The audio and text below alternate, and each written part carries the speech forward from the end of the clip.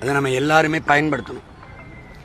வாக்குப்பதிவு முடிஞ்ச பிறகு 75 விழுக்காடு 80 விழுக்காடு 100 விழுக்காட்டு வாக்காளர்களில் இவ்வளவுதான் பதிவாகுது அப்படின்னா அப்போ வாக்கு செலுத்தாதவங்களுக்கு என்ன பிரச்சனைன்னு ஒரு கேள்வி வருது. தேர்தலில் போட்டியிடுகிற வேட்பாளர்கள் மேலே நம்பிக்கை இல்லையா, இல்லை இந்த நாட்டில் இருக்கிற ஜனநாயக இந்த அமைப்பு மீது நம்பிக்கை இல்லையா, இந்த கேள்வி வருது. அதனால தேர்தல் ஆணையம் சொல்றது 100 விழுக்காடு நம்ம வாக்கை செலுத்தணும். அதில் அது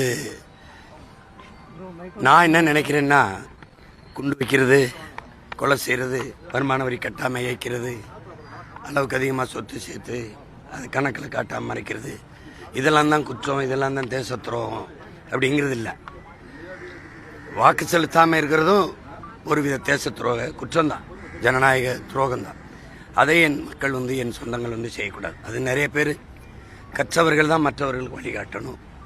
எல்லாரும் என்ன நினைக்கிறாங்க, நாம் ஒரு வாக்கு செலுத்தி என்ன மாற்றம் வந்துட போகுது அப்படின்னு. அப்படி இல்லை, ஒவ்வொரு வாக்குலையும் தான் மாற்றம் வரும். அதனால என்னிலிருந்து தான் மாற்றம், உங்களிலிருந்து தான் மாற்றம்.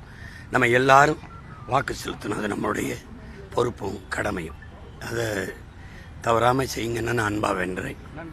அதான் அது முதன்மையானது. ஆனால் கிளாம்பாக்கத்தில் பார்த்தீங்கன்னா பெரிய க்ரௌடு, பஸ் வசதி இல்லை, வெளியூருக்கு போய் வாக்கு செலுத்த முடியலன்னு அதிகாலையிலேருந்தே ஒரு பிரச்சனை. இப்போ வரைக்கும் அது சரி செய்ய முடியல. அது எப்படி பார்க்குறீங்க? இதெல்லாம் நம்ம நாட்டில் இருக்கிற நிர்வாக கேடும் சீர்கேடும் தான்.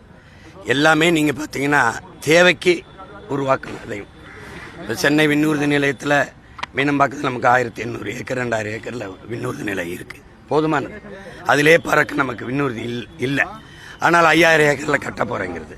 கோயம்பேட்டில் இருந்த பேருந்து நிலையத்தில் வசதி குறைவாக இருக்குன்னு யாரும் வீதியில் நிற்கலை, போதுமான அளவுக்கு இருந்தது. அது ஒரு நகரத்தில் உள்ளே இருந்தது. இங்கே இருந்து வெகு தூரம் போகணும், இந்த கிளாம்பாக்கம், அது ரொம்ப சிரமம்.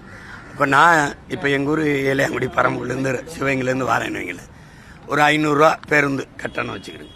அங்கேருந்து இங்கே வர ஒரு 500 ரூபா கட்டணம். இது கொடுமை. இது தேவையில்லை, பேராசை. ஒவ்வொன்றுமே நமக்கு இருக்கிற துறைமுகத்திலேயே வேலை நடக்கலை. ஆனால் நான் 6116 ஏக்கரில் நான் துறைமுகம் கட்ட போகிறேன்.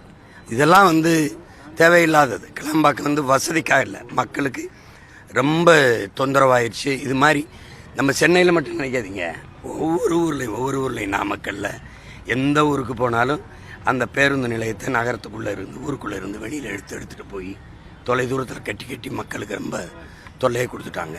எல்லா ஊர்லேயும் இந்த பிரச்சனை இருக்குது. நாங்கள் எல்லா ஊர்லேயும் மக்களோடு நின்று போராடினாங்கனால அதை சொல்கிறேன். இந்த தேர்தலில் வெளிநாடுகளில் இருந்து நிறைய வாக்காளர்கள் இந்தியாவுக்கு வர்றதுக்கு, தமிழ்நாட்டுக்கு குறிப்பாக வர்றதுக்கு நிறைய ஆர்வம் காட்டுறாங்க, சமூக ஊடகங்களில் பதிவிடுறாங்க. இதை எப்படி பார்க்குறீங்க? இந்த தேர்தலில் அதிகப்படியான வாக்கு சதவீதம் உயரும்னு சொல்கிறாங்க. அதை நான் ரொம்ப வரவேற்கிறேன். இப்போ என்னை பொறுத்த வரைக்கும் சில மாறுதல்கள், நாங்கள் மொத்தமாகவே தேர்தலில் நிறைய சீர்திருத்தம் கொடுத்துருக்கோம்.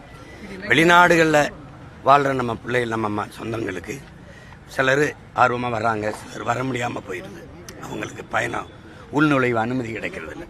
அந்த மாதிரி இதில் நமக்கு எப்படி அஞ்சல் வாக்கு செலுத்த வைக்கிறாங்களோ நம்ம காவலர்களுக்கு, இங்கே தேர்தல் அதிகாரிகளுக்கு, அது மாதிரி வாய்ப்பை ஏற்படுத்தி கொடுக்கணுங்கிறது நம்மளுடைய இது. ரெண்டாவது, இப்போ என்னை மாதிரி இருக்கிறனால நான் இப்போ வேறு தொகுதியில் போட்டிட்டேன். எனக்கு இங்கே போட்டுட்டு இப்போ அவசரமாக விண்ணூர்தி பிடிச்சி காரைக்குடி போகணும். அந்த மாதிரி இதில் எங்கள் மாதிரி பிள்ளைகளுடைய வாக்கை, இந்த மாதிரி போட்டிடுற பிள்ளைகளுடைய வாக்கை அஞ்சலில் செலுத்துறதுக்கான வாய்ப்பை ஏற்படுத்தி கொடுக்கணும். எதிர்வருங்காலங்களில் ஏற்படுத்தி கொடுக்கணும்.